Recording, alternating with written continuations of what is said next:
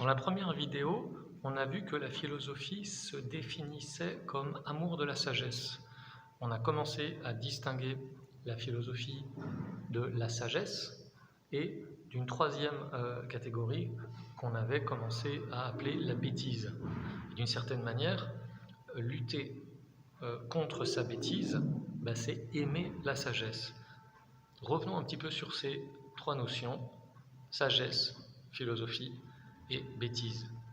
Et ça, c'est une chose importante au niveau de la méthodologie. Quand on cherche à réfléchir sur une notion, sur un concept, eh bien, il est toujours bien de se demander quels sont ses contraires.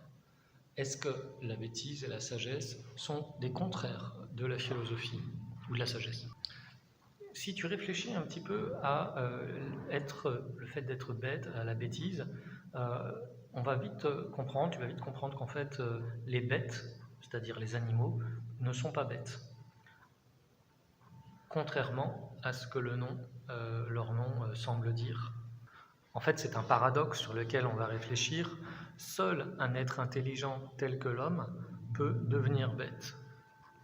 Donc l'intelligence et la bêtise ne sont pas opposés, en tout cas pas complètement.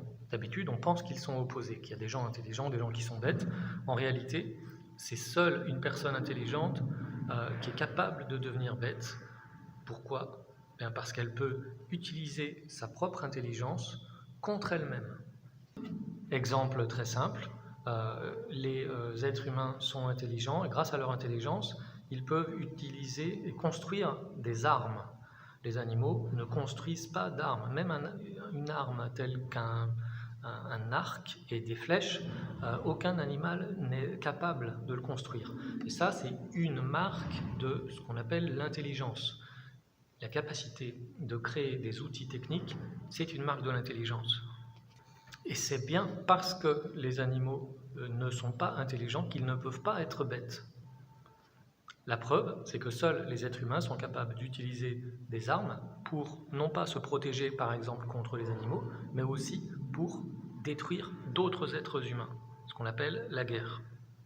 Donc cette deuxième petite vidéo t'a permis de comprendre normalement que la sagesse, c'est pas quelque chose d'abstrait, c'est quelque chose de pratique, de plutôt concret, qui vise non pas forcément à être intelligent, mais à savoir comment bien utiliser son intelligence.